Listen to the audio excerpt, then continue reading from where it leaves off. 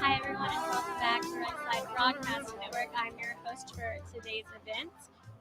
We are live in Mankato, Minnesota, where President Trump is expected to take the stage in about 45 minutes. He's scheduled to begin speaking at 2 p.m. Central Time and will be giving remarks on Joe Biden's failures on jobs and the economy.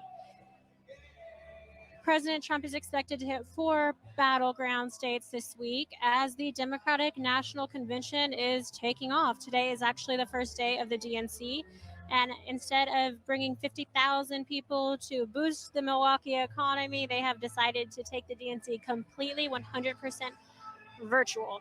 So we are here today. President Trump is going to be scattering really across the United States. Today is the first stop of 4 campaign speeches. Today's is in Mankato, Minnesota. This evening's will be at 4:30 p.m. in Oshkosh, Wisconsin. Tomorrow's will be in the afternoon in Yuma, Arizona. We will be traveling Wednesday, and on Thursday we will be in Old Forge, Pennsylvania, very close to Scarborough, Pennsylvania, which is Joe Biden's hometown. So I think there's definitely some tactics in there when it comes to really kicking it to the DNC for canceling theirs.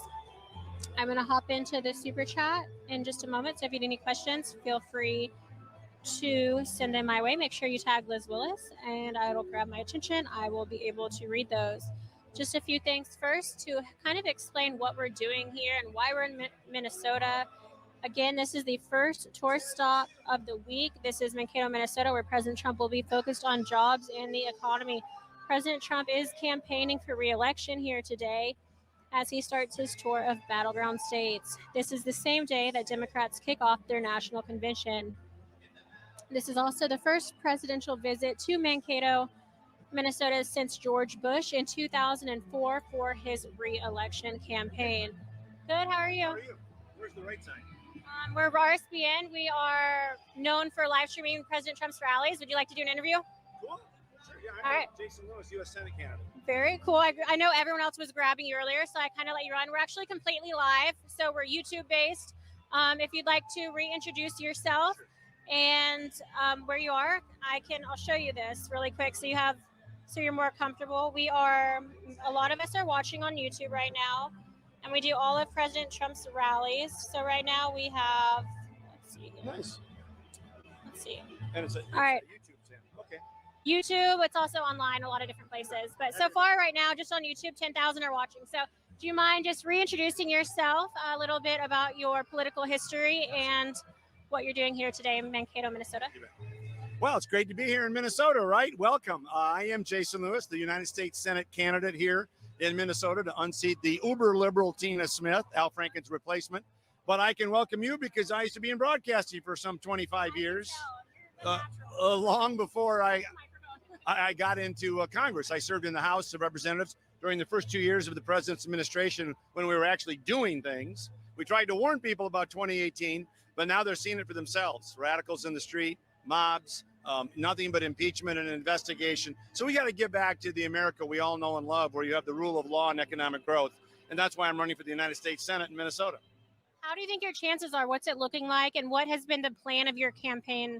I mean, there's a lot of, I'd say, wrenches being thrown into the battle right now for all campaigns across the board. This is totally different than any typical rally we're used to seeing for the president's campaign. How has coronavirus affected your campaign? Look, the Democratic left and their mobs in the street are deliberately using the coronavirus or a public health challenge for a political gain. They're trying to get the country afraid, to feel like they're on the wrong track. But more importantly, they're trying to make certain it stays locked down, to make it more difficult to vote, more difficult to get out and campaign. So my opponent, Tina Smith, who endorsed Ilhan Omar the other day, wants to say hunker down with Joe Biden and just raise money and then drop an October ad buy. That's not fair to Minnesotans. I'm running to represent the forgotten man and woman in greater Minnesota and in the suburbs, and they want a candidate who shares their values. Tina Smith is not it.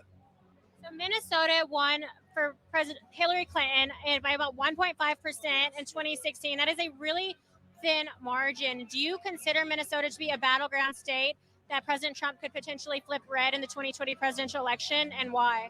Don't take my word for it. Emerson College poll just came out, had a statistically dead heat between myself and Tina Smith and the president, Joe Biden. Trafalgar poll had it within 5. Morning Consult within 3. So this is definitely in play. Look, when all these other polls go out and just poll registered voters, Minnesota doesn't have registration. You have to poll likely voters. And when you do that, Minnesota is in play. We're going to turn Minnesota red, and I'm going to be the next Republican senator from our great state.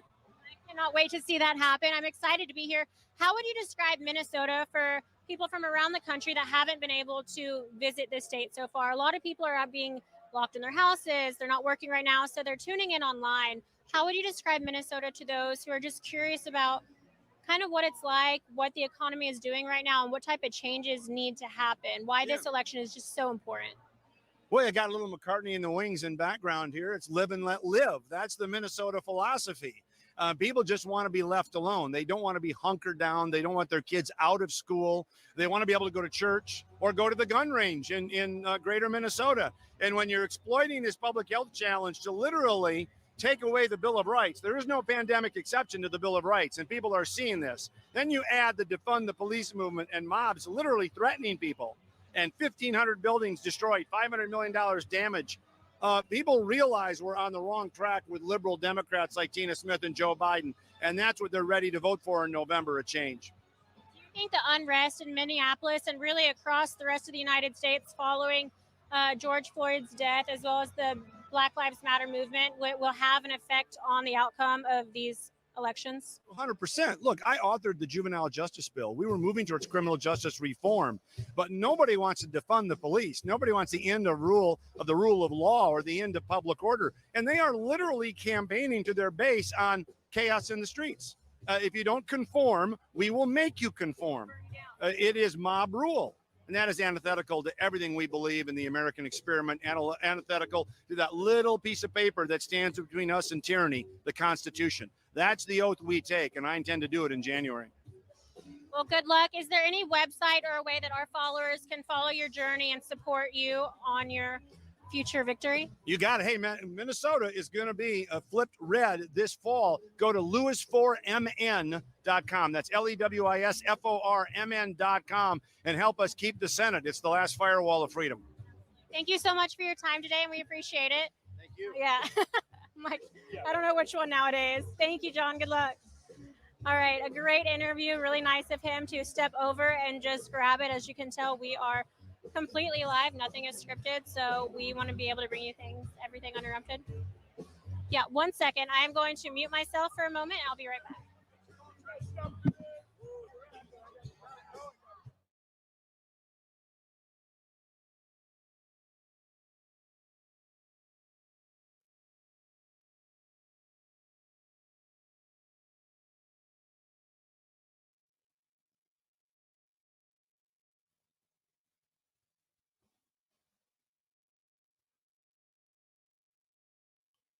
Welcome back. The RSBN studio here in Auburn, Alabama. We're waiting President Trump's arrival here in Mankato, Minnesota. We also have a camera operator in Oshkosh, Wisconsin, and he'll be live shortly with his camera feed. So we will go to him for just a second as soon as that feed becomes available to us. We are at both events. We're going to be at every event this week, thanks to your support. You're the ones that get us to these events. We are almost 100% viewer supported, and we can't do it without you. Rallies were gone for a very long time, and this isn't technically a rally, but it's been a long time since we've been on the campaign trail because of the China virus, and so it's so refreshing to actually be back. This is what we do. This is us. A little rusty today, but we are getting the job done, and this is us in our natural element. This is what we do. We were built for this, and this is why we exist. And it's only because of your support we can continue to do it. So thank you again for the donations. Back to Liz. All right, welcome back. Again, I'm Liz Willis. We might have a couple more interviewees coming up to us throughout the duration of this broadcast leading up to President Trump taking the stage. So we're excited for that to happen. If anyone comes up and joins me, make sure that we welcome them and support them, show them that Right Side Broadcast Network is a family, and we're happy to have everyone here with us. Again, President Trump is scheduled to begin his speech in 30 minutes. We are live in Mankato, Minnesota. This is actually the home of my pillow man, Mike Lindell. So I've got my eyes, Air Force One. All right. Oh, I get chills every time. Absolutely love to see that happen. Did not know it was going to be right behind me at that moment. Ladies and gentlemen, Air Force One has touched down at 1:27 p.m. here at the North Star Aviation Hangar in Mankato, Minnesota. So we are 30 minutes shy of President Trump taking the stage. All right, so we had some interviewees set up, but President Trump beat us to them. So a lot of the people that were going to come up here are now going to see President Trump disembark Air Force One. I don't really blame them. So again, in the meantime, I'll be answering any questions that you may have. Don't forget that we are almost entirely viewer funded, so we do rely on your donations to get us from rally to rally or remarks to remarks, whatever you want to call this. We rely on your donations. We have 2 states to cover today. We have the blue team, which is Gage and I here today in Minnesota, and we have the red team, which will be covering President Trump's remarks at 4:30 p.m. Central Time in Oshkosh, Wisconsin. So this is really a full day live feed of President Trump, his supporters, and the message he has to send out for his landslide victory of a 2020 presidential campaign. So far, this event has gone very smoothly. People are just happy to be outside, I think, smiling from ear to ear. There's a handful of masks and non-masks. The campaign is wearing masks at all times. So any staffers that are working directly for Trump for president have their masks on.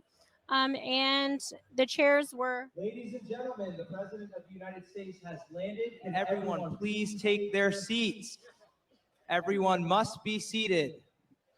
People are being asked to take their seats right now. So this is a little bit different than usual. Bear with me. Okay, looks like we have some time to talk. So again, almost entirely viewer funded. Please consider donating. You can go to our website, www.rsbnetwork.com/donate.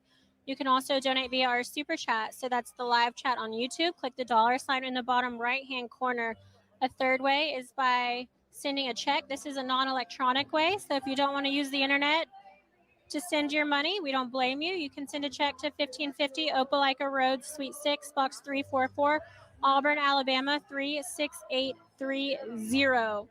We also want to say thank you to our partner state, Disney Coins. We could not be doing this without you. We're so thankful for your constant support and your love for President Trump as well as conservative organizations. Disney Coins is a very unique company using the highest qualities they can use to make really pieces of history, small little tokens of history, especially following the Trump administration.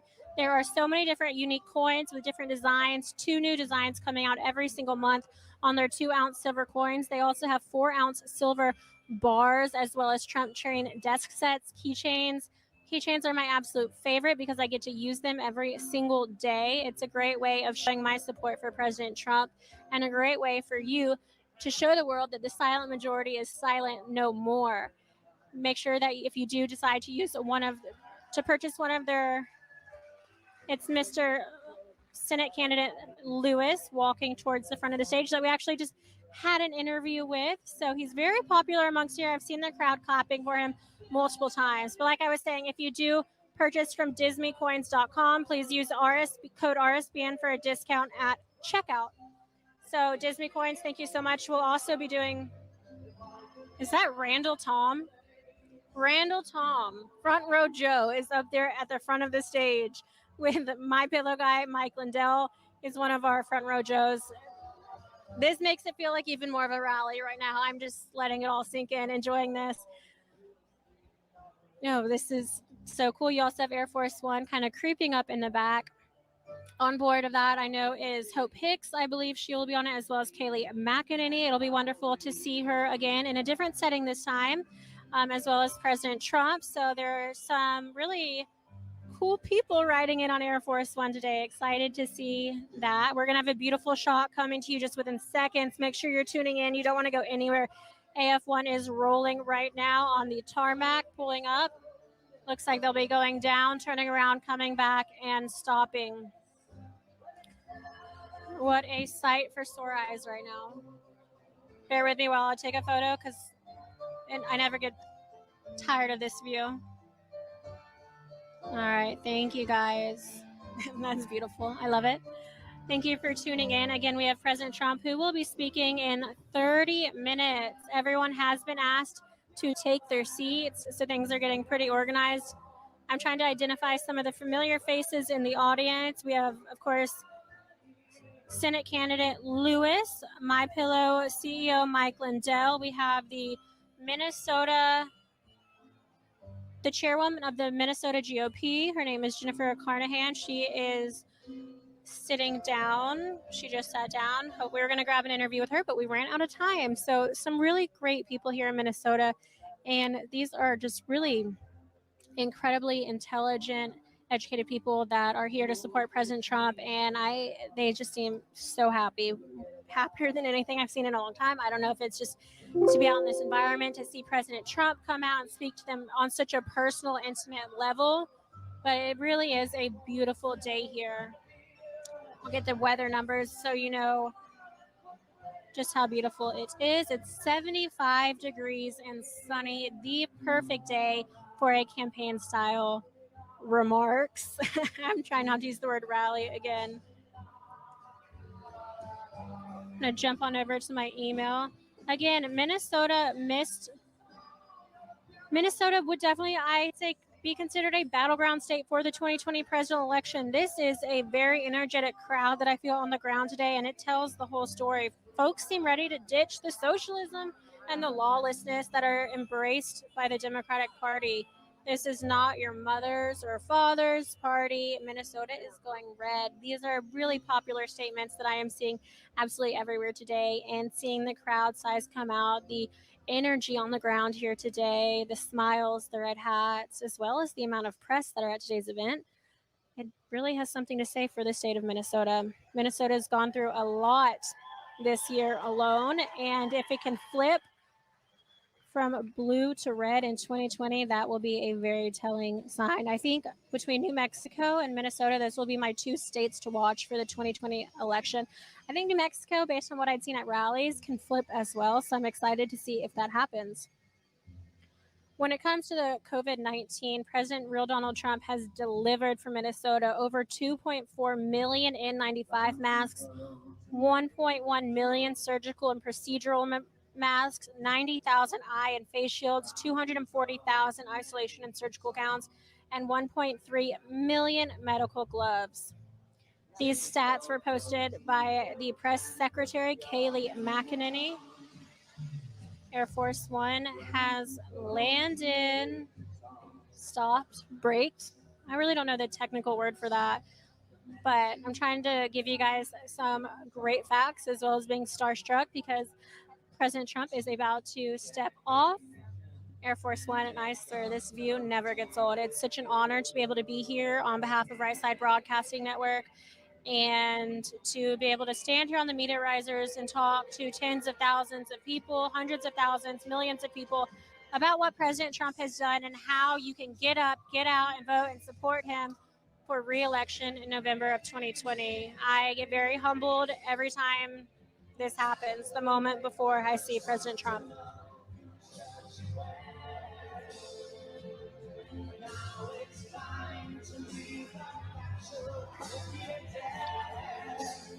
The president's campaign is going to highlight today Joe Biden's failures on jobs and the economy during both of his two airport events. Trump came within 1.5 percentage points of carrying Minnesota in 2016 and has made winning the state a priority this year. He won Wisconsin by less than a percentage point in 2016, and polls are showing another tight race this year. Following Trump's visit to Oshkosh on Monday, Vice President Mike Pence is slated to appear in the small Wisconsin village of Darien near the Illinois border on Wednesday. Milwaukee was supposed to host more than 50,000 people for the convention, but due to the coronavirus pandemic, it turned into a virtual event with Biden and other speakers not traveling physically, but they will be there virtually. It should be also noted that President Donald Trump won every county in south central Minnesota in the 2016 presidential election. This campaign stop today is in the region as well, and Monday is the first. All right, ladies and gentlemen, we have the official White House. No, those will be military rankings coming off first. I need better vision. Everyone watching back home that can use 1080p 4K zoom on our camera can see this better than I can right now. It looks like the press pool is now disembarking Air Force One. We see cameras, boom mics, all of it. Getting ready. The front door of Air Force One is open. To the left is where you will see President Trump come out shortly. Right now, the back of the plane where the White House press pool is seated is disembarking first. They'll run over here, get situated, take their spots. But we are excited to be here again. Don't forget to donate to Right Side Broadcasting Network. We are almost entirely viewer funded, meaning we rely on your donations to going from event to event to showcase the hundreds of thousands, if not millions of people, what President Trump has to say. I think our network is now more important than ever because President Trump and the campaign are unable to have the rallies that he's used to with tens of thousands of patriots and supporters standing to see him. They're having to follow different guidelines. They want to be safer and smarter and really not give the mainstream media anything to cry about. So they're having much more intimate, smaller gatherings. Remarks is what they're being called. Less people can be here in person, so it's important to continue to engage viewers online. This is something that the Trump campaign has really been succeeding in so far. It's been a completely different campaign style tactics than anything anyone's ever had to use before, but I think they've really been nailing it. I'm going to read you some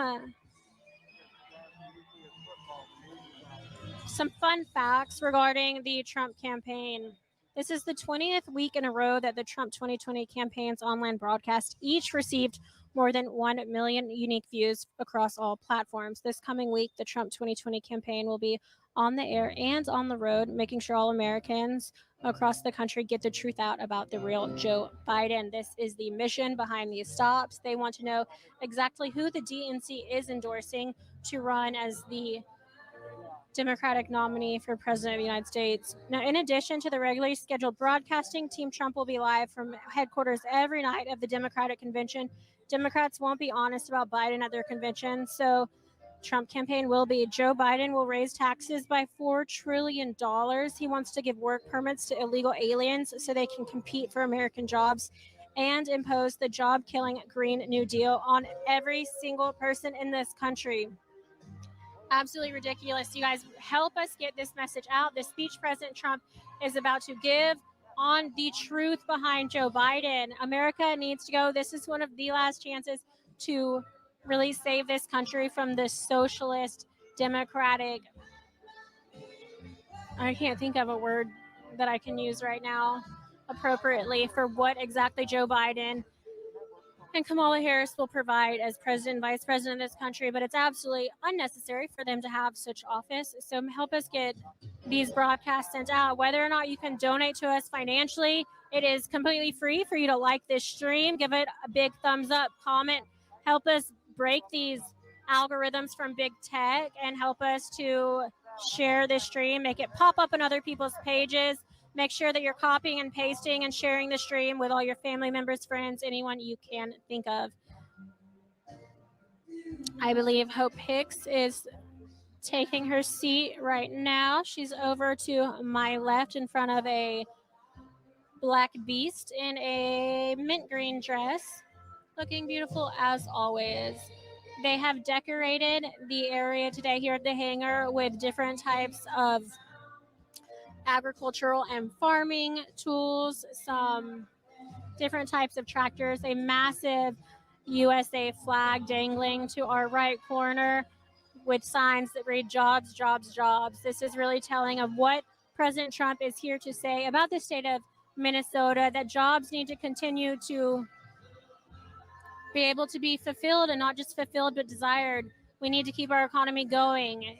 We cannot continue to withhold these states from being able to function and have one of the best economies in history. Again, it's 1:41 p.m. I'm going to take a quick break. You know what? No, I'm not. I was going to try and sign in, but I'm just going to jump over to the YouTube Super Chat and read some donations. So if you'd like to get your donations in right now, I'll be in the Super Chat reading them. We have $100 from Leslie Waits, $100 from Leslie Waits again, 2020 from Lady Eagle 45, $20 from Alan Kendrick, said great to see you, Liz. I'm so excited. Thank you, RSBN. $10 from June L. Trump train since day one. Promises made, promises kept. Marion Diskin, $49.99, and 50 Canadian dollars from Yeshua Ad 21. I am going to read all of the donation-based website messages at the conclusion of President Trump's speech today. So if you're worried that you've donated on their website and you haven't heard that yet, don't worry. I'm letting those collect, and I will be reading those immediately following President Trump's remarks today. So stay tuned for that. Make sure you don't go anywhere. We have $4.99. A new member, Robin Ann, thank you so much for joining us. We have 17,000 people watching live on YouTube alone right now, so thank you for joining us. Again, I'm Liz Willis with Right Side Broadcasting Network. We are live in Mankato, Minnesota, where President Trump is scheduled to give his remarks on Joe Biden's failure on jobs and the economy at 2 p.m. Central Time. So we are 17 minutes away from President Trump taking the stage and beginning his remarks. Air Force One is currently docked in front of us, as you can see. Press pool, military, and U.S. government officials have already disembarked Air Force One. We are awaiting President Trump to do so next. We're excited to see that. I'm sure it's going to be as glorious as ever. He stands out big and tall and does a wave, a big smile. I believe President Trump will be very excited to be here today, finally in a campaign-style setting where he can be amongst his supporters, friends, family, and a lot of friends. Like I said, Mike Lindell and President Trump have been very close throughout the years. And Mike Lindell, or My Pillow Guy, is actually from Mankato, Minnesota, so this is going to be very special to him. But there are a lot of people here right now that are involved in politics whose political journey really aligns with President Trump's agenda as well. So I think President Trump will be very excited to be here in Minnesota, a state that he has said since 2016 he plans to flip. He has told his campaign to focus their eyes on it and to flip it red. It hasn't been red in a very long time. I believe 1976. Don't quote me on that. I'm pulling that name out of my head because I'm not looking at notes or anything right now. So it's been a while since Minnesota was red, but it was so close in 2016. Hillary Clinton won Minnesota by 1.5%. That is such a slim margin of victory for Hillary Clinton. It is very possible that President Trump can flip this state, and events like this where he's getting out and really just energizing his base, saying it's one thing to support me, it's another thing to get out and vote. Make sure you get out and vote come this November. That's what President Trump plans to do today. I'm going to hand the microphone back over to headquarters. So I'm going to toss it back really quickly, and you can hear from our CEO, Joe Seals. All right. Thank you so much, Liz. And thanks to everybody watching at home. The 45th Here we go. President of the United States, Donald J. Trump.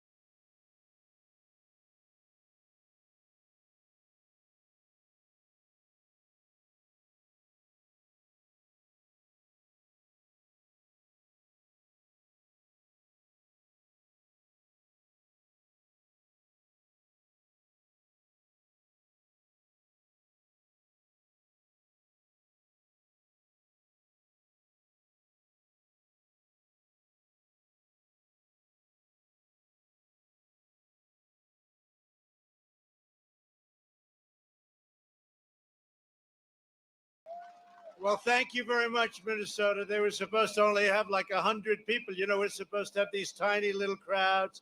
You can't have any more than that. It's very heavily restricted. That's a lot of people showed up. I want to thank you. We'd love to have those rallies, but I guess you just can't do that. And you're not allowed to do that now, so we don't do that. But we do the little airport hops, and people like them, and a lot of people come back. But unfortunately, we had to hold off a lot of people in the back, which I feel badly about. In 78 days, we're going to be 78 days. We're going to win this state. We're going to take back the White House. And we're going to have an election that's all about the survival of our nation. This is a very important, in my opinion. I used to say 2016, and I must tell you, I think this is going to be the most important election in the history of our country. This is a very, very big deal going on. Joe Biden is the puppet of left-wing extremists trying to erase our borders, eliminate our police, indoctrinate our children, vilify our heroes, take away our energy. You know all about that. Take away our energy, if you can believe it. No fossil fuel. Destroy our Second Amendment, attack the right to life, and replace American freedom with left-wing fascism. Left-wing, we're going left-wing all the way. Fascists, they are fascists. Some of them, not all of them, but some of them, but they're getting closer and closer. We have to win this election. But the proud people of Minnesota will not let this happen. You will deliver a historic victory for our values, our citizens, and our treasured way of life. We'll save our cities and our suburbs from the future of crime and chaos, corruption, and economic collapse that puppet Joe Biden would unleash on America. This is a puppet. He won't do it intentionally. He just says, well, whatever they want, because he has no clue He has no clue. I ended low-income housing being built in the suburbs and destroying people's American dream. You know that. If Biden and Harris get into power, they've pledged to raise your taxes by $4 trillion, which, put in very simple terms, mean many of you will have to pay double and triple the taxes that you're paying right now. This includes a tax of over $3,000 on a typical family of four. Biden-Harris also pledged to eliminate fracking, natural gas, oil, and coal production, forcing us to beg for energy from foreign suppliers. On my watch, America will proudly remain energy independent. First time, energy independent. We've made a lot of progress on energy. I want to thank your terrific representatives in Congress, Tom Emmer. Where's Tom? Tom. There he is. What a man. These are warriors. Jim Hagedorn, Pete Stauber. And this is a very important one, fellas. This is very important. Your next senator from Minnesota, a fantastic man. I just see that he's even in the poll. Normally that doesn't mean much, but that's a big step. And he's fantastic. Jason Lewis, he's going to be a fantastic senator. That's big, Jason. That's ahead of schedule. And I hear we're doing very well in the poll, too. We win Minnesota. It is over. It is over, right? We win Minnesota. But our great Republican candidates for Congress, Michelle Fishbach, where's Michelle? I hear so many great things about you. I have heard so many great things. Go out and do it. You're going to do it. We're going to be out there working with you. Tyler Kistner. Tyler. Good luck, Tyler. This is a great group. And a man whose name I love, Lacey Johnson. Great job. I've been following you, Lacey. You're doing good. You're doing good. Thank you, Lacey, very much. We really have to get them, the warriors, all of them. All of them. We have to get them in because we have to stop this craziness that's going on. No law enforcement, no anything. They don't know what they're doing. They'll lose the country. You know, there was somebody said the other day, and I say it very strongly, sir, you're the only one between that and the greatness of the American dream. And there's truth to it. We don't stop. We don't keep this position. We're going to win the House. I feel confident we're going to win the House. We're going to win the House. I'm very much involved in every single race. And with the Senate, we're working very hard. I think we're going to be in great shape in the Senate. And I think we're great. Did you see that CNN, they raised us 10 points in one poll that took place over a short period of time? And it's still not good enough. Still not good enough. You mean they're getting more honest? Because I'll tell you what, there's never been enthusiasm like we have. There's never been, including, right, Tom? Including in 2016, we've never had, we had more enthusiasm than anyone's seen, maybe ever in a presidential campaign, and it pales in comparison to what's going on right now. It does. Even this, we wanted to restrict the crowd. We didn't tell anybody, and look at what happens. But look at voters for Trump. Look at bikers for Trump. They have highways with thousands of people, you know, bikers going. I don't know if I'm driving along and I get passed by 2,000 bikers. I don't know what I'm going to do. And then they set the Guinness Book, I hear, the world record yesterday for boats. But no matter where you, in Florida, no matter where you go, a river, a lake, an ocean, the boats are there by the thousands on the weekend. The weekend is unbelievable. Minnesota Senate Majority Leader, Paul Gazelka. Paul, thank you, Paul. Good job, Paul. Are we doing good? We're doing good, right? I think we are, too. And Minnesota House Republican Leader, another great one, Kurt Doubt. Kurt, thank you very much.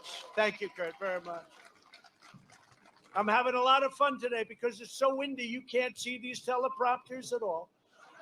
So I'm sort of making it up as I go along, and that's okay. I've had to do that plenty. Now these suckers are blowing like I'm saying, what the hell? Fortunately, I know these people. If I didn't know these people, you would have been in big trouble, I will tell you that. Another one I know very well, he's the single greatest ad buyer in the history of the world.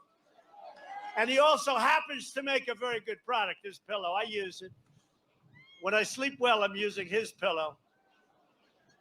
And these suckers are about to fall down, but that's okay because I know him very well. Mike Lindell. Mike, thank you. And he's the chairman of our campaign. If I don't win Minnesota with you as the chairman of our campaign, I would say that would be very bad for me because if this guy can do anything. Thank you, Mike. It's an honor, and we appreciate it very much. Thank you. You do a great job. Thank you. And it's all made in Minnesota, right? All made in Minnesota. Thank you very much, Mike. Before the China virus invaded our shores, we built the greatest economy in history. There was nothing like it. We were beating everybody, including China.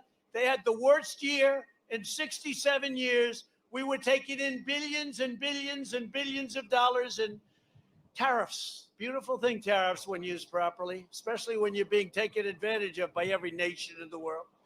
We achieved record low unemployment for African American, Hispanic American, Asian American, young people, people with diplomas, people without diplomas, college students, crummy students, great students, horrible students, dumb people, liberal people, conservative people. Everybody was doing the best they've ever done.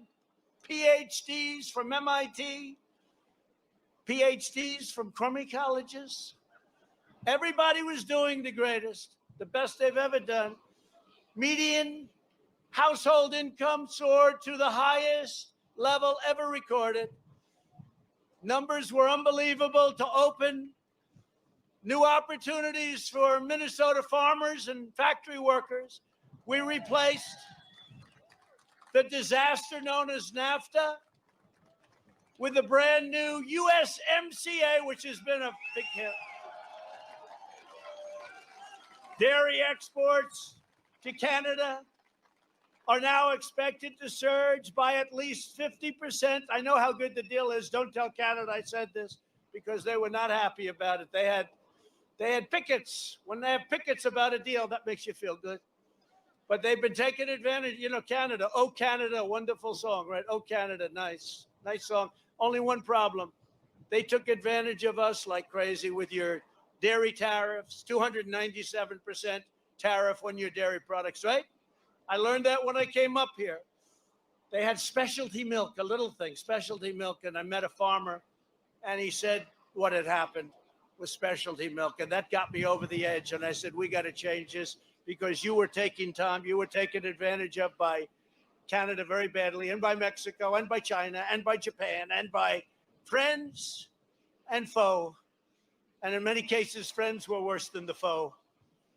For years, you watched as politicians like Sleepy Joe Biden, who's been in office for 47 years, allowed foreign nations to crush Minnesota's mining. Look at your mining industry. It was crushed by dumping tons and tons of cheap iron and steel into our country. I saw what was happening. I did something about it.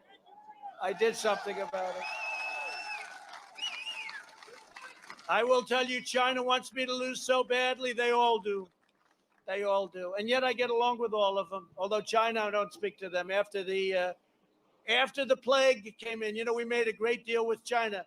They announced last week that China ordered the largest amount of corn in history and the largest amount of soybeans in history and big cattle purchases, one of the biggest that anybody has seen. And I said, see how smart they are? If they weren't smart, they would have stopped and we would have said, let's decouple. But by ordering so much, the farmers come to me, sir, we like this deal a lot. Please don't do anything irrational. How smart is China, right? The biggest corn order, they said the biggest corn order in history. So I have to say, but I tell you, my view has changed a lot. We made a great deal with China, but my view has changed a lot. USMCA is the biggest deal ever made, and that one is working out great between Canada and Mexico. And remember this, Minnesota, under the last administration, Minnesota Iron Range was wiped out. 7 plants were idled and more than 2,000 workers were laid off. Obama and Biden closed it down. Do you remember that? The finest iron ore in the world, they say. I don't know. What do I know? To me, it all looks the same. But they say it's the finest iron ore in the world. That's good enough for me. And what did I do? Almost immediately after getting into office, I heard about this disaster, just like Keystone Pipeline, just like so much else, Jason. And you'll be working on that with me in the halls of the beautiful halls of the Senate. And he's going to stay with us. He's not going to be one of those that gets elected. He's not going to be one of them that get elected and then he walks into those gorgeous buildings when they had those big, beautiful dollar bills and they built marble columns and it's so beautiful and so rich. He's not going to say, darling, we finally arrived. Now we can go with the majority. He's going to do what's right. He's going to do what's right. I know Jason. You need Jason. Get Jason elected, please. But they closed it up.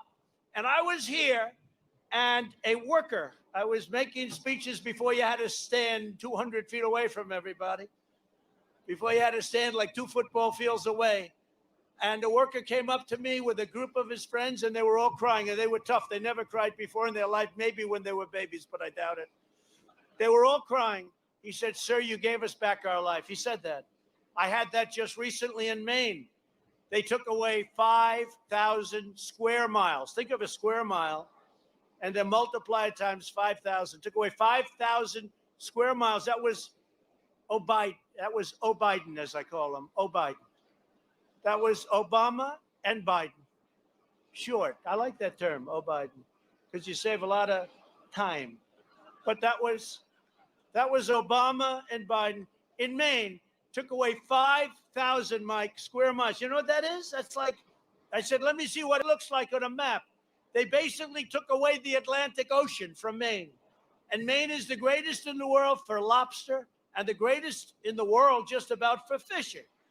I said, why did he take this area? They didn't know, except that was the great fishing area.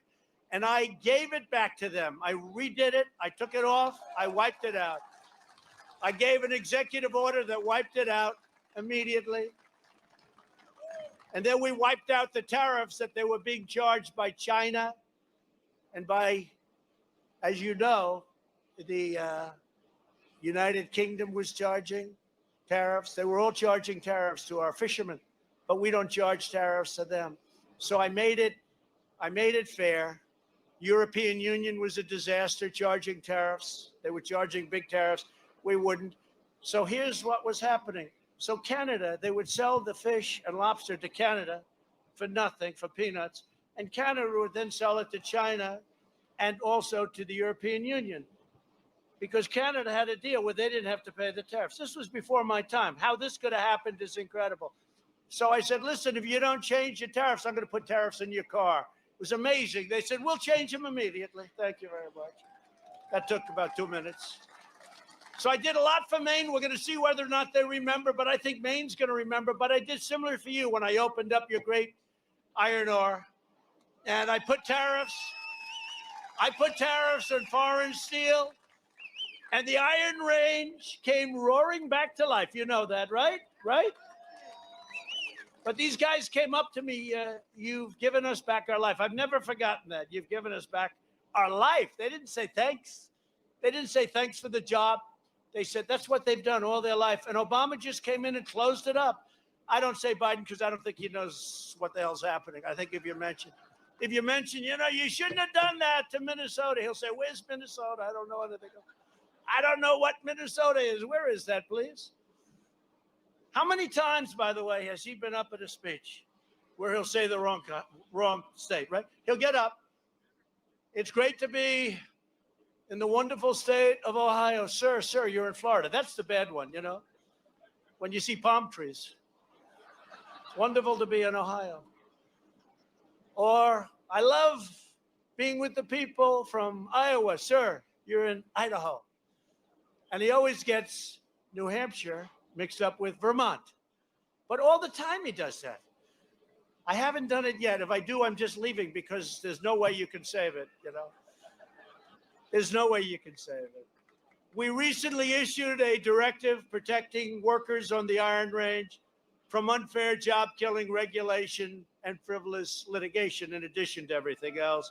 We started construction on the new Sulak, right? Sulak, big deal. That's been deteriorating for many years, just about gone, and we're redoing it now, rebuilding it. That's a big deal for your state and for others, so that the iron ore can quickly get to market. Sulak.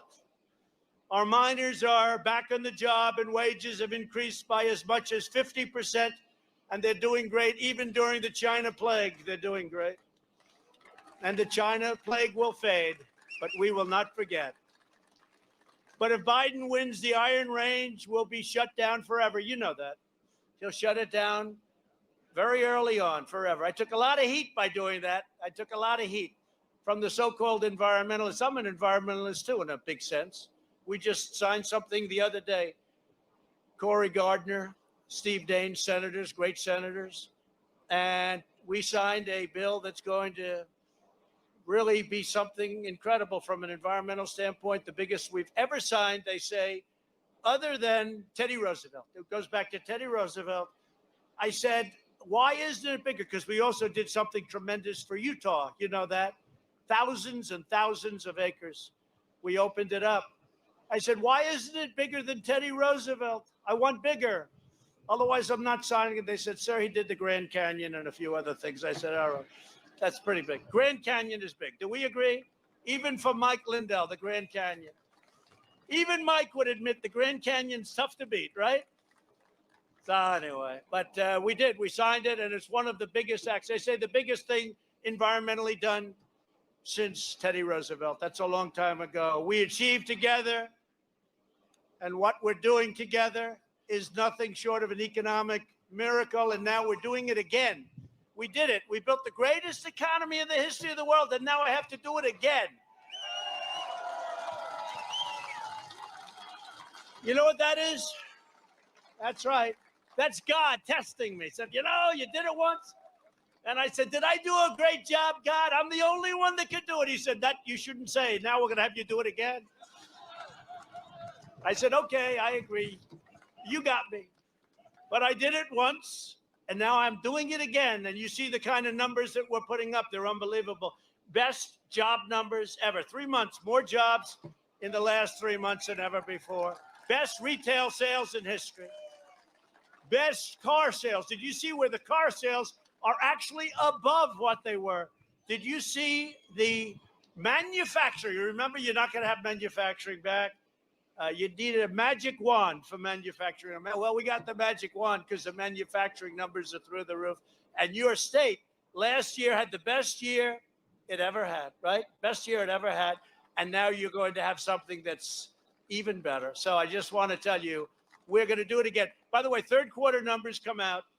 And interestingly, they will come out just before November 1st. And we're going to see how I did. But I think you're going to have a great third quarter. People are now starting to predict it, much to their chagrin, right? Much to their chagrin. They're just like CNN said, he's up 10 points. They all said 10 points. 10 points. First of all, the first poll was rigged and wrong. It was a rigged poll. Just like they want to try and rig the election with all these mail-in ballots. Let's send out 62 million ballots. Let's send, well, you know, and some people say, gee, you shouldn't talk. I got to talk about it. Because absentee ballots are good. You send for the ballot, you're not going to be in your state, and you get it back, and you do something, and you send it back in, and it's a process. You have to work for it a little bit. But these ballots, they want to send them out in some states. They want to send them out, and they want to just have millions of ballots. They said, oh, we drop them in a lockbox. I just saw the great thing about Air Force One, there's no lack of television. You have televisions on the ceilings, in the closets, on the floors. No matter where you go, there's a television. You open the closet, there's a television. I say, no, too much Trump, I can't watch anymore. I try and get away. You put yourself in a closet.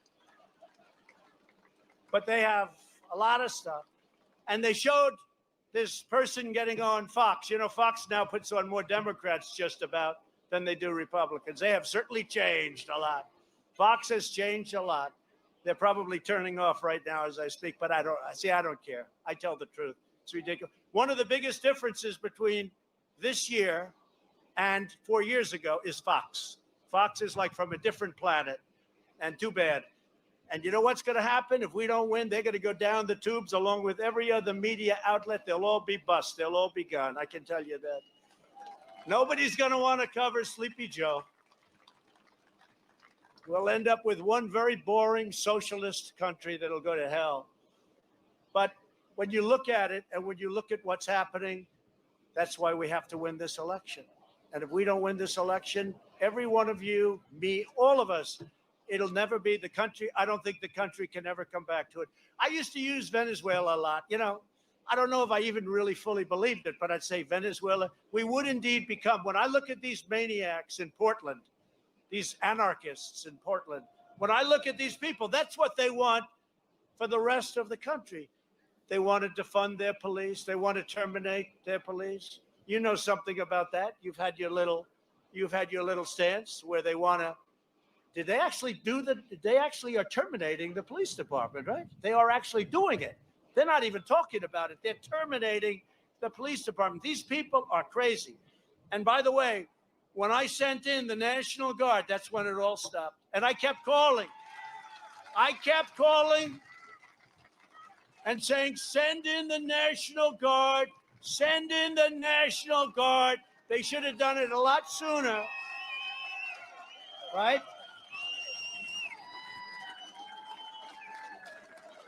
And that was a beautiful, I just stopped someplace else and I said, to me, it was a beautiful sight. They were riding all over. They full of vim and vigor. They thought nobody was going to stop them. The police department is very good, but they were told you can't do anything. They have to be able to do what they do very well. So they were told they couldn't do anything, and the city was ablaze. It was ablaze. I'll never forget the CNN reporter. He's standing there with his very nice shaved head. Right now, I wish I had a shaved head. It would be a good instead of the wind. But you know what? He's standing there, Velcher, right? Ali Velcher. And he's standing there. Things seem quite calm right now. And behind him, they have the entire city. Looks like it's burning down for blocks. He's standing there talking because the fake news doesn't report the truth. And they don't talk about how serious it is and how bad it is. But remember this, it's only a small part of our country. It's not a big part, very small. But they don't report the facts because they don't want to report those facts, because those facts are very bad for Joe Biden and for the radical left.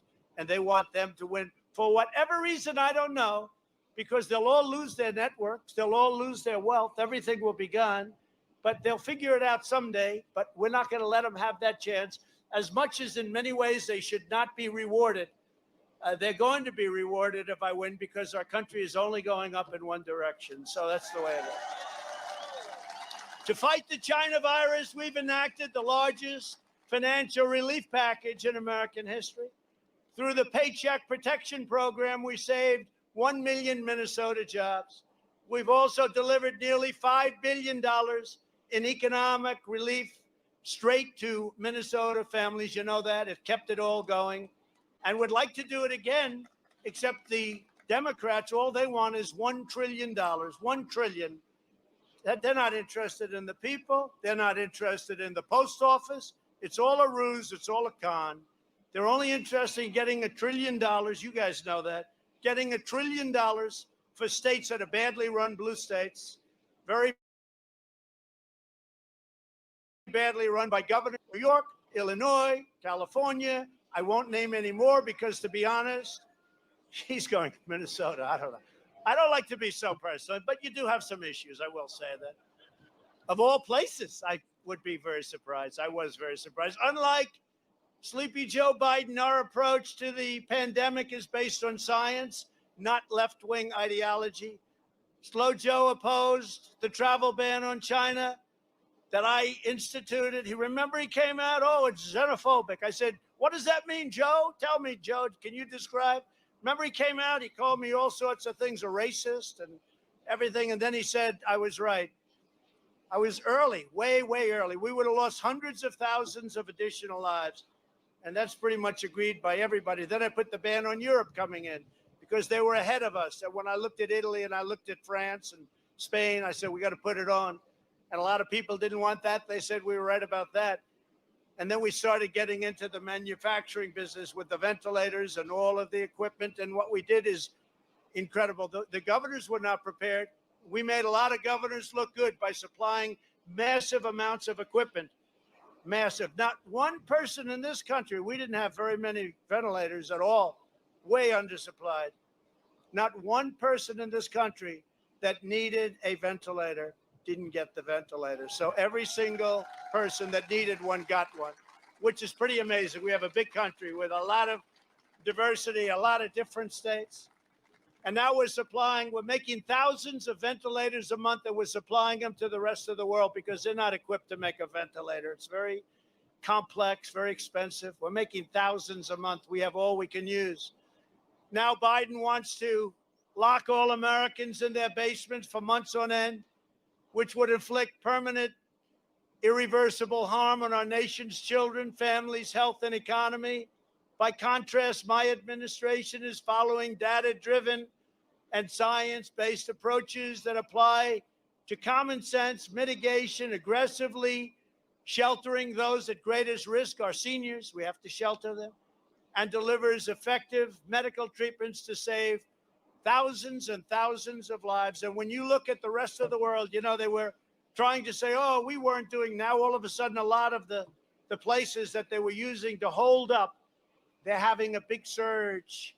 They're having and I don't want that. I don't want that. But they were holding up names of countries, and now they're saying, whoops. In fact, even New Zealand, you see what's going on in New Zealand. They beat it. They beat it. It was like front page. They beat it because they wanted to show me something. The problem is big surge in New Zealand. So, you know, it's terrible. We don't want that.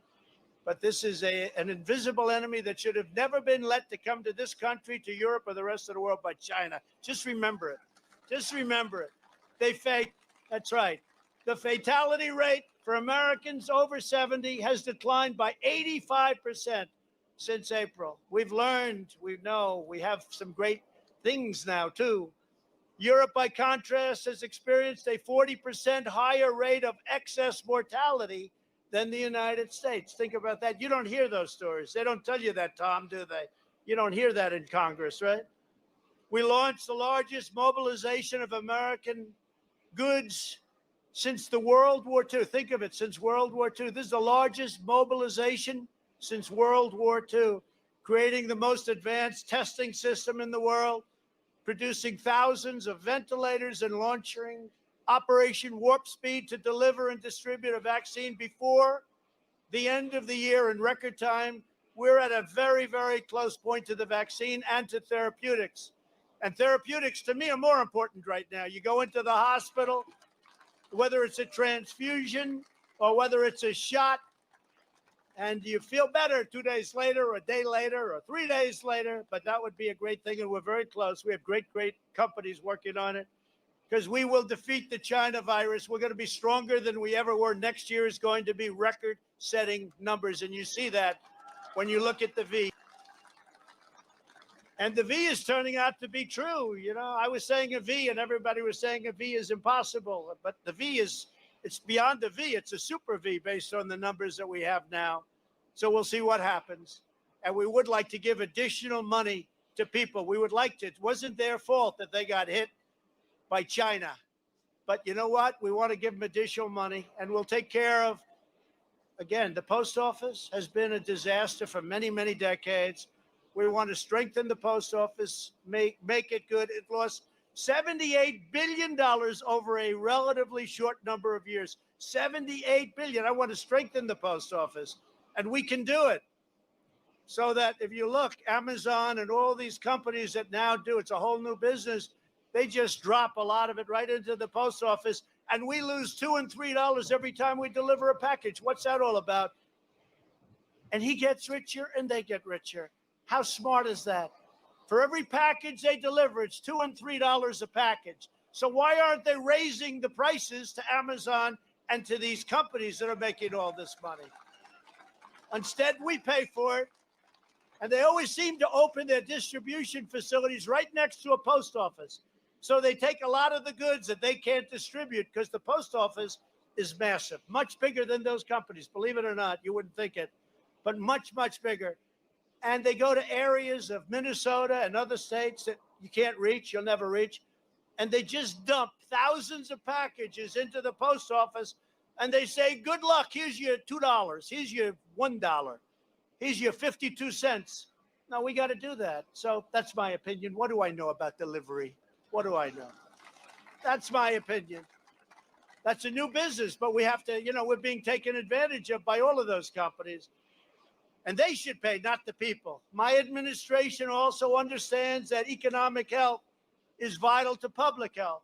Over the past 3 months, we've gained 9 million jobs nationwide, which is a new record. Retail spending is fully recovered and is now at an all-time high. We have more retail spending now than we did before the plague came in from China. Auto production surged 28%. Joe Biden would crush this unprecedented economic recovery. During his 47 years in Washington, think of that, 47 years. Joe Biden, and it's really amazing. For 47 years, he did nothing. Now he's telling everybody how he's going to make it wonderful, right? Doesn't work that way. And he's not exactly prime time now either, by the way. Joe Biden supported every globalist attack on the American worker. NAFTA, which was a disaster. TPP, which I didn't allow to happen. The horrible Korea deal. South China's entry into the World Trade Organization might have been the worst of them all. It created China. Now Biden is running on the most extreme far left agenda ever put forward by a major party. Biden's joint manifesto, we call it a manifesto with Bernie Sanders, crazy Bernie, would raise taxes and increase regulations at an unprecedented rate. He will kill the stock market. He will kill everything that we're talking about today.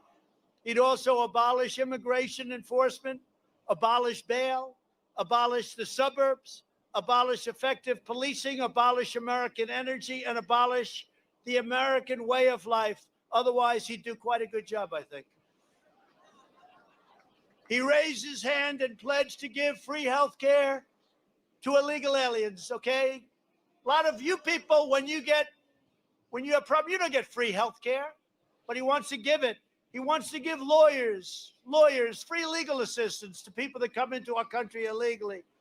And his vice presidential candidate, Biden, picked Kamala Harris. She's a beauty, who co-sponsored a $32 trillion socialist takeover of healthcare and our country, because our country would be ruined, destroyed. And the 33, think of this, you had 33 in healthcare and $93 trillion on the socialist Green New Deal, which doesn't work. It's like written by a child. It's written by a child, a foolish child. It's written by a foolish child. I have a very different vision for America's future, and you got to see it before the plague, but you're seeing it again right now, even more so. It starts with creating 10 million jobs in the next 10 months, and that's what's happening. Over the next 4 years, we will cut even more taxes substantially and regulations. That's why people are pouring into our country to open up factories. They're bringing them back to Minnesota and every place else. In Michigan, we have auto plants opening up left and right and expanding. They haven't seen that in 42 years. We will end our reliance on China. We will make our critical drugs and supplies right here in the United States. And, when you see the drug companies, they're very rich, very sophisticated. When you see them taking ads against Donald Trump, those ads are for one reason, because I'm bringing you drug prices way down. I instituted a favored nations clause. So if Germany or any place, anywhere in the world is getting their drugs for less, which they do, a tiny fraction of what we pay, they have to meet those prices. So instead of saying somebody should have done this, Obama, Biden, anybody should have done, other presidents should have done this. Our drug prices are many times higher than other countries, many, many times. In Canada, the price is half and better than that. And I gave Florida, Ron DeSantis, a great governor, gave him the right to buy his drugs directly from Canada. He's going to save half. So everyone, right now you can't do that. I gave him, and I gave another state, Colorado, the authority to go to, if they want, they could go buy prior to the favored nations kicking in. But the favored nations laws could reduce drugs by 50, 60, 70, even 80%. Think of that one. And I'm the only president in 51 years that had a year last year where drug prices came down, but that was peanut stuff compared to what I'm talking about. So when you see those ads, if you don't mind, and you see the drug companies hitting me, you'll say, thank you, President Trump, for reducing drug prices. I guarantee you, if they were going up, they wouldn't be taking ads. Makes sense, I guess, right? I hope people understand that because they are spending a lot of money. They don't like me. I did something that was unthinkable. Check out the words favored nation. Check out the word rebate, because now I take the rebate for the people and I take the rebate to reduce the prices. They took the rebate, went to a middleman. The middleman, I never heard the term middle woman, but I guess probably that too. But the middleman got all this money, I don't know who they are. Nobody knows who they are. The middleman, you always hear it. They made more money than the drug companies. At least the drug companies made a product. But the middleman is not liking Donald Trump too much. I probably have a lot of friends that are middlemen. I don't even know it. They have beautiful homes. I say, I wonder where they made their money.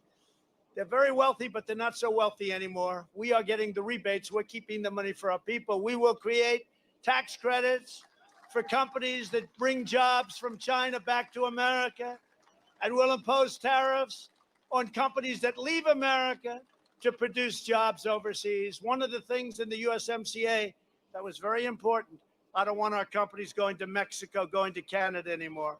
I watched that. I was man of the year 11 years ago in Michigan. I don't know why, but they picked me. That was long before I thought in terms of running. Are we glad I ran? Think so. Think so. What do you think? Yes? I think so. But that was long before I thought about this, Mike. And I said, I was in Michigan, very nice, man of the year. That was great. And I said, they're taking your car companies, they're moving them all to Mexico. Anyway, 32% of our cars are made in Mexico. How crazy. But it's that way. That's the way it happened. But I said the most important deal in the USMCA, I don't want anybody moving to Mexico, firing their people, moving there, making a car, selling it in for no tax. I don't want that anymore. Can't happen. And that's not going to happen. There is such a huge economic disincentive to do that. So we'll strip federal contracts from companies that outsource critical industries. We're going to strip it. With the help of Minnesota workers, we will be the premier medical and pharmaceutical manufacturer anywhere in the world. And you see it already. The drug companies are starting to give up. Now, I'll tell you, if for some reason the other side happens to have a victory on November 3rd, forget everything I said. It'll all be made in China plus. It'll all be made in other countries like Vietnam and other places. And you can just forget everything I said because they're typical politicians, but radical left wing. They will go right back to it, but even more so. To protect our families and workers during the China pandemic, I sealed our border against illegal immigration and suspended the entry of foreign workers who threaten American jobs. And yet, if you're a farmer, a factory owner, and you had people coming in from years, we made it easier for those people to keep coming in. I can't shut them off. You'd have to close up your business. Joe Biden, on the other hand, has pledged to allow virtually unlimited immigration during a global pandemic, spreading the virus, overwhelming our healthcare system, and displacing millions of American job seekers. The Biden plan would institute catch and release, I got rid of it, along the entire southwest border. This is where you catch perhaps a murderer, perhaps a rapist. You catch somebody, you take their number, and you release them. You say, please show up to court in 3 years. Nobody shows up. 1% show up. You know who the 1% are? the ones that are very smart, they're the ones that show up. They're the only ones that show up. So we built almost 300 miles of border wall, and we're adding 10 new miles each week. And if we didn't have that, we'd be in trouble because sadly, and I think the president of Mexico is a friend of mine. He's a great guy, Lacey. He's a great guy like you. But I said to him, you know, we have to do this. And you have to, in the meantime, you have to give us a lot of troops along our border because we're paying you a lot of money with your cars. And otherwise, I'm going to have to tariff. And he said, no, we will give you troops. We have 27,000 Mexican soldiers on our southern border. Nobody's coming through unless we want them to. We have to come in legally into our country on the southern border and elsewhere. You have to come in. We have 27,000 troops. You didn't even know that, Tom. 27,000. Furthermore, Joe Biden has pledged to increase refugee resettlement by, not a bad number, 700%. You read that, right? That's in the manifesto. He would overwhelm Minnesota with refugees from terror hotspots, depleting public services, burdening schools, and straining city budgets. You already know about the hotspots, don't you? Huh? You know about it. You're having plenty of problems in Minnesota. But I'm going to be so politically correct, I'm not going to say a thing. But I know all about your hotspots. You got some hotspots. Very unfair to Minnesota, I will tell you that. And I'll tell you, if I don't win Minnesota, I'm never going to do it if I run for a third or fourth term, okay? I'll never be back if I run. I've given up. I almost won last time. One more speech, Mike. Why didn't you have? I almost won. I went to Michigan. I had a choice. I shouldn't tell you this, but we won Michigan. One more speech, I would have won. It was so close. But if I don't win it this time, I'm not coming back. Never. Not for term 3, 4, 5, or 6. Under my administration, we've dramatically reduced refugee resettlement. And we've suspended refugee resettlement during the pandemic. You know that. We've totally suspended it. Nobody comes in. Lucky we have the wall. We're up to 300 miles almost. If we didn't have that wall, we would be inundated with people. And, you know, unfortunately, and we're helping them. We sent them a lot of ventilators and other equipment. But Mexico's being overrun with the pandemic, and we would really have a problem. We've completely reformed refugee policy. We've instituted rigorous national security checks. We've protected religious minorities, and we've shifted refugee admissions away from terror-afflicted nations like Syria and Somalia.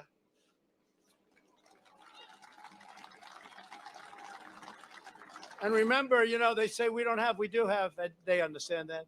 They just don't want to say it. We have a ban, you know that. We have a ban on people coming into our country illegally. We have a ban on countries because we want people to come into our country who love our country, who can love our country, who respect our country, and who are going to come in on merit,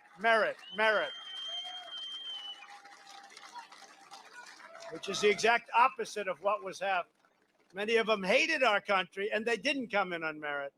All they do is complain. Do you know anybody like that? They just complain. Does anybody know anybody like that? Do you know anybody, one of your colleagues? You call her a colleague? All she does is complain. I won't mention the name because you'll never guess it. Complains. I don't like that. I don't like it. All she does is complain. Not good enough. Oh, really? Tell us about it. To protect our security, my administration instituted a travel ban on the world's most dangerous regions. Biden has pledged to immediately end this travel ban and allow unlimited migration from terror zones, including Syria, Somalia, Libya, Iran, and Yemen. Trouble. I also kept the promise I made to Minnesota 4 years ago. I signed an executive order requiring state and local consent before any refugees are admitted. Biden would immediately shred that executive order, overriding local communities like yours. You know that. Did you know I signed that? You have to give approval now. A little different than the old days, isn't it? Huh? A little bit different. The old days was a lot different. And I signed that approval. They have to go through a process now, and you have to approve it. Why should we send everybody up to Minnesota or any place else? In recent weeks, Democrat-controlled cities have shown that Democrats plan and what they plan for America. In Minneapolis, 700 buildings were burned, damaged, or destroyed, costing more than $1 billion. I just left. Incredible people. We were on a runway like this, and I introduced them. Their businesses were burned down, gone, and they don't know what they're going to do, but we're going to try helping them to get them rebuilt. But 5 groups of people that were just incredible people, successful, wonderful people. Their stores and businesses were burned down, destroyed. Dozens of business owners have announced they are considering moving hundreds of jobs out of Democrat-run Minneapolis. You know that. You know that. Criminals are terrorizing civilians in Chicago, Portland, and now New York City. This radical left Mayor de Blasio has let our beautiful diamond. I loved it. I left it 4 years ago. I could see there were the seeds of problems. He was there. But I left it, and it was wonderful. 4 years ago, I left it. And over the last year, and especially over the last 6 months, crime has gone up hundreds of percentage points, hundreds. 273 points, 368 points, numbers that you wouldn't believe. And we're talking about shootings, murders. You saw what happened this weekend. You saw that, Jason? Terrible. My city, I love that city. But it has great potential. And we're going to do something. We're going to do something strong. They've just let it go to hell. And I don't know, is it because they're bad people or they have no common sense or they just don't know what they're doing? But our beautiful diamond of this country has been let go to hell. Top Democrats have demanded the defunding of police departments. Biden even referred to the police as the enemy. And that's what it is. He's not going to control. Look, he's not going to control the situation. He's dealing with, how about the congresswoman that I watched over the weekend, right? Saying, I have total control over Biden. He'll do anything I say. I have total control. What she's saying is, I have total control over this jerk. He'll do whatever the hell I want. That's putting it in more common language. But she said it just as mean as that. You know who I'm talking about, right? You saw that? What a horrible statement to make. And frankly, Kamala, nobody treated Joe Biden worse than Kamala. I mean, nobody, he was called a racist and just about everything else under the book. Then all of a sudden she said, he's such a fine man. Look, nobody treated him, including Pocahontas, nobody on the debate stage, nobody treated Joe Biden worse than Kamala Harris. And she's got some big issues. Congresswoman Ilhan Omar. I mean, I hear the boos. How the hell did she win the primary? How did she win the Lacey? What the hell happened, Lacey? It's Jason's fault. How the hell did she win? This woman is crazy. She's a horrible woman who hates our country. Mail-in vote. You're up here, right? We'll have to check that. Let's check the mail-in vote. Now, seriously, how does a woman who hates our country, who says nothing but bad things about our country and Israel and other of our allies, how does this woman win? Where are the people that would vote for her? Omar called the Minneapolis police a cancer and said they were rotten to the root. But Joe Biden did not condemn the comments. He didn't want to talk about it. He didn't disavow her endorsement.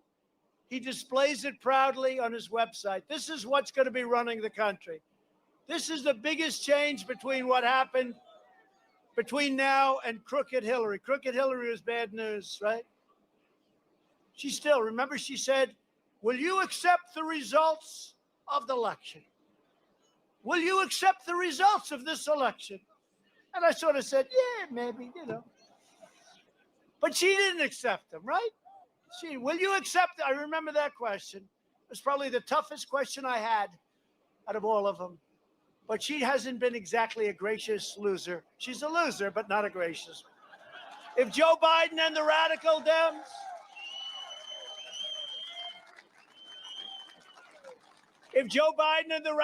Dems, take power, they will pass legislation gutting every single police department in America. That's going to happen. The Biden-Bernie manifesto calls for appointing far-left prosecutors, judges, and justices of the United States Supreme Court. Look, you know, we have a big thing with the court. The next president has a chance to do 3, 4, could even be 5. You will change this country around. It will be irreversible. It will be irreversible. And they'll coddle criminals and punish law-abiding citizens. These judges will. They'll take away your guns while letting criminal gangs like MS-13 roam free. Your Second Amendment will, look, it was under siege, but not really, because they had never a chance, right, fellas? They didn't have, they played the game with, they had no chance. When I'm here, they have no chance. Your Second Amendment is cherished. You need your Second Amendment.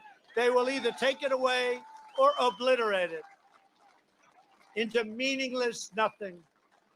In Joe Biden's America, the protections of American citizenship will be stripped away, and your community will be left at the mercy of the mob. I mean, I'm saying these things, but I mean them. When I look at what happened in Minneapolis, when you look at what's going on in different cities that are just unbelievable cities, remember this, though, most of the country is very safe. In fact, crime stats outside of Chicago and New York, a couple of them, crime stats are record low. Our countries, even during the pandemic, we're doing well, but where they're run by the liberal Democrats, we're not doing well, and we have to get in. You know, they have to ask us. We had to be asked here. They have to ask us, unless we take a very severe action, which ideally you don't want to take. But every time we go in, we solve the problem, and we solve it very quickly. Seattle, look at what's going on with Seattle. I mean, this is a city. This is a real city. And they took over a large portion of that city. And they knew we were going in the following day. They knew it. So they sent their police in. And it was like nobody ever gave up so easily as those characters. But they're radical left anarchists. Whether you're registered as a Democrat, Independent, or Republican, I'm asking for the vote of every American who believes that police officers are not enemies, but heroes who keep us safe.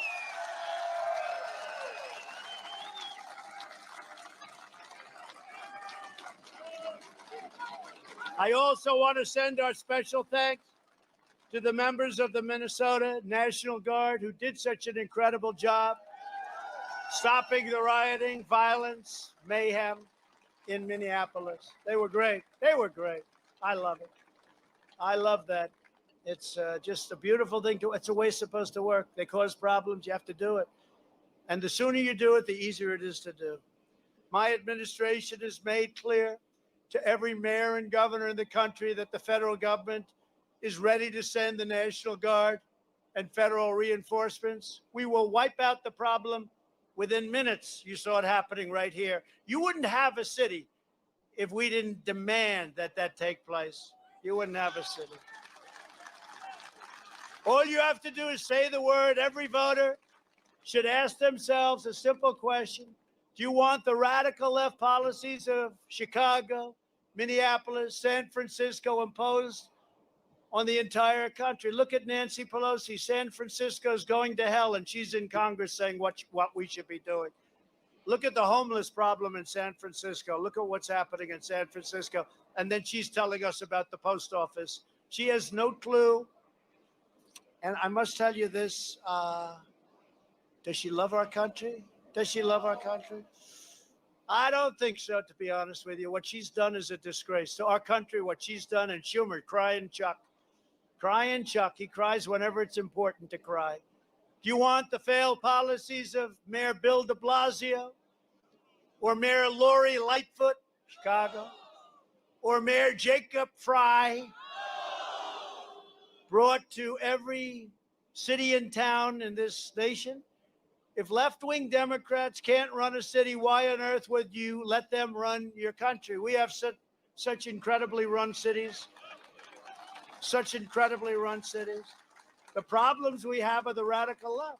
And now she wants $1 trillion, and she's holding it up using a phony excuse of the post office because she wants $1 trillion to go. And you guys all know this.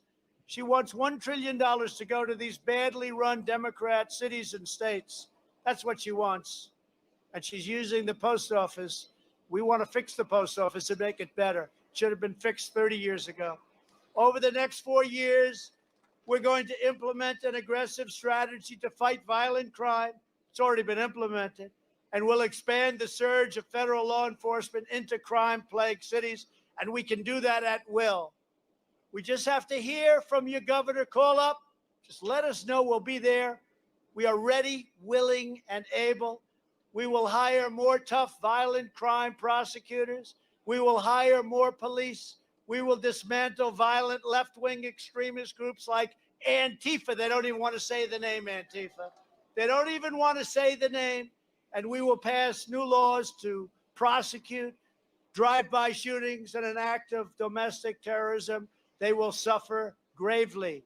We will fight for a nation in which every American child is safe on our streets, in which every American family is secure in their homes, and in which all of the American people are confident in our destiny.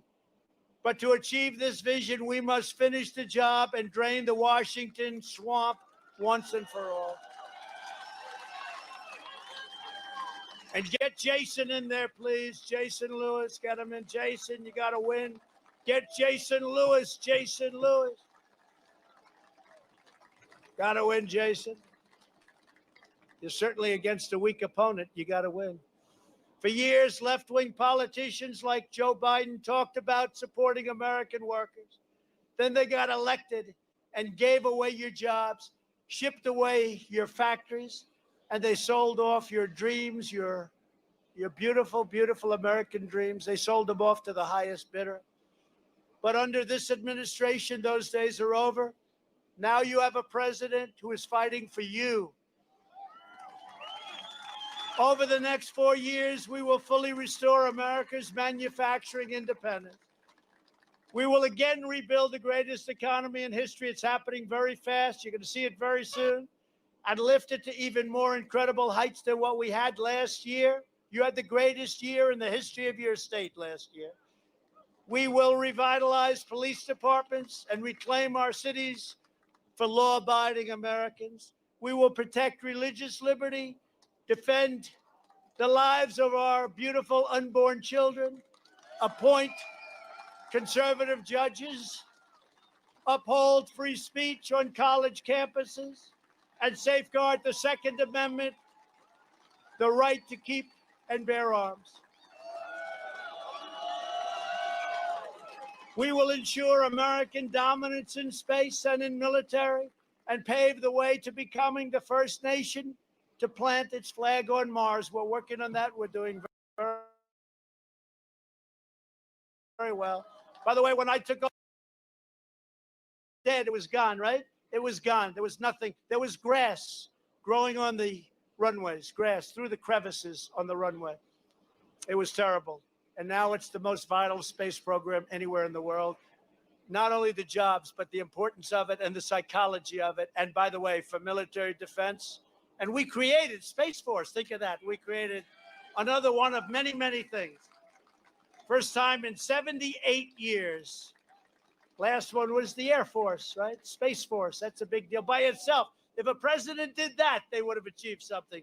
We did that, and we did hundreds of other things.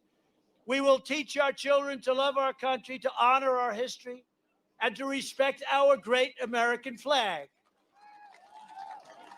We will never waver in defense of our families, our values, our faith, our jobs, our borders, our rights, or our freedoms.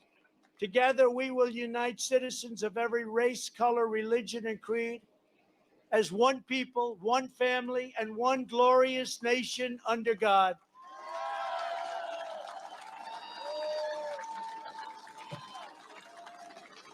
I want to thank you. You are incredible people. Minnesota, thank you very much. I'll be back.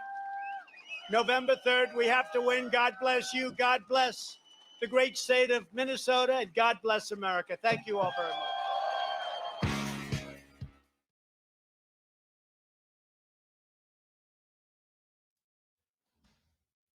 All right, and there you have the President of the United States wrapping up his remarks.